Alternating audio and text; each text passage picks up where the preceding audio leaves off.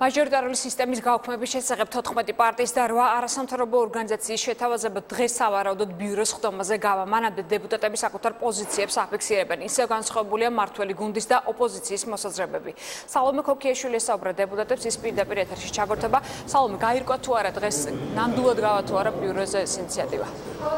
თამარ, ეს საკითხი ალბათ გაირკვევა უფრო დღის მეორე ნახევარში, თუმცა როგორც შენ აღნიშნე, ამ დრომდე პარლამენტში და არა მხოლოდ პარლამენტში არსებობს განსხვავებული მოსაზრებები იმასთან დაკავშირებით, თუ როგორი უნდა იყოს ამ ცვლილებების ვადები, როგორც იცით, მმართველმა კოალიციამ მიიღო გადაწყვეტილება იმის შესახებ, რომ 2016 წლის არჩევნები, საპარლამენტო არჩევნები ჩატარდება ძველი შერეული სისტემით, ხოლო მაჟორიტარული ოლქების გაუქმებას და პროპორციულ სიებზე გადასვლაზე საუბარი იქნება უკვე მომდევნო არჩევნებისთვის, რაც შეეხება თავად ამ ცვლილებას, როგორც იცით, ამ ცვლილების თანახმად, პირი, რომელსაც სურს გახდეს მაჟორიტარი, ვალდებული იქნება გადალახოს ანაცვლად 30%-იანისა 50%-იანი ბარიერი, ამავე ცვლილების თანახმად უნდა მოხდეს უკვე მაჟორიტარული ოლქების გადაცვლა, ასე ვთქვათ, და იქ თანაბარ ამ მრჩეველთა მიხედვით ამ ოლქების მორგება. რაც შეეხება უკვე თავად საპარლამენტო და არასაპარლამენტო ოპოზიციისა და მმართველი გუნდის წარმომადგენლების პოზიციებს, მათი პოზიციები არის საკმაოდ განსხვავებული. მმართველი გუნდი ამბობს, რომ მაჟორიტარული სისტემის გაუქმება ვერ მოესწრებოდა და ეს არის მომდევნო საპარლამენტო არჩევნებამდე ეს არის საკმაოდ ხანგრძლივი პროცესი, რაც შეეხება ოპოზიციის წარმომადგენლებს, ისინი მიიჩნევენ, რომ ამ ცვლილებების გატარება უნდა მომხდარიყო უკვე 2016 წლის არჩევნებისთვის.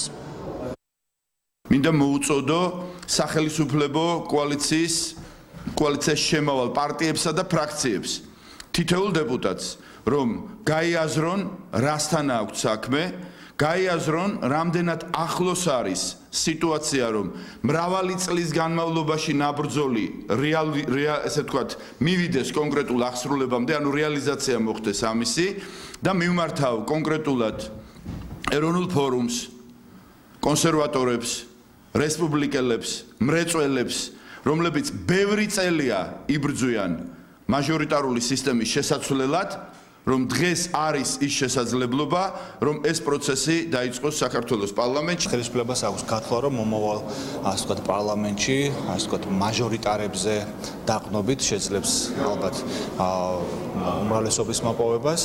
ამიტომ დღეს ქართული ოცნება არის ერთადერთი პოლიტიკური ძალა, რომელიც პრაქტიკულად ეწინააღმდეგება ქვეყანაში საარჩევნო კანონმდებლობის უყოფას, დემოკრატიის განვითარებას, მაჟორიტარული სისტემის გაუქმებას და მე მგონი ყველა პოლიტიკური პარტია უნდა გაერთიანდეს იმ საერთო მოთხოვნის გარშემო, რასაც ქვია მაჟორიტარული სისტემის გაუქმება ქვეყანაში. მაჟორიტარული არჩევნები გასაუქმებელია, ეს ყველასათვის ნათელია, ამას ხელისუფლებაც აღიარებს, მაგრამ მათ სურთ კიდევ ერთხელ გამოიყენონ ის მანკიერი სისტემა, რომელიც ნაციონალურ მოძრაობამ შექმნა.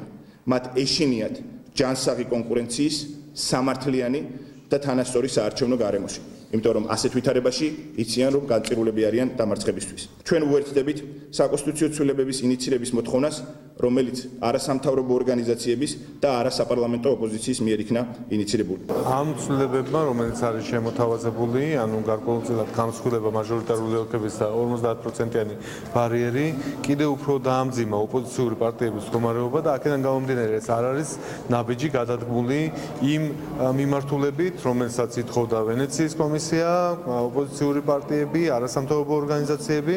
მე ვფიქრობ, რომ ამ მოდელით კიდევ უფრო მძიმე შედეგები შეიძლება მივიღოთ 2016 წლის საპარლამენტო არჩევნებზე. დარწმუნებული ვარ, რომ არასაპარლამენტო ოპოზიციამ, საპარლამენტო ოპოზიციამ ყველა ხონე უნდა იხმაროს იმისთვის, რომ რაც შეიძლება სწრაფად მივიღოთ გადაწყვეტილება. ეს არის შეჯერებული ვარიანტი, რომელიც მოახერხეთ, რომ შეგვეჯერებინა.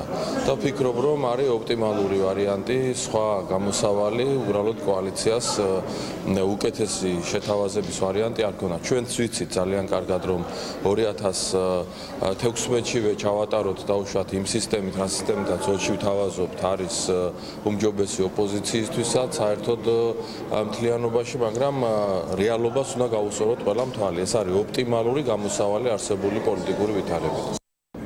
ამ საკითხთან დაკავშირებით პრეზიდენტის პოზიცია დღეს გაახმაურა მისმა მრჩეველმა, როგორც გახა კოჟორიძე აცხადებს და განმარტავს, მაჟორიტარული სისტემის გაუქმების შესაძლებლობა დათქმულ ვადებშიც არის, არსებობს და ამიტომ ის მიიჩნევს, რომ ასეთი ცვლილების შეტანა უნდა მოხდეს და საკონსტიტუციო ცვლილების ინიციირება უნდა მოხდეს უახლოეს ხანებში.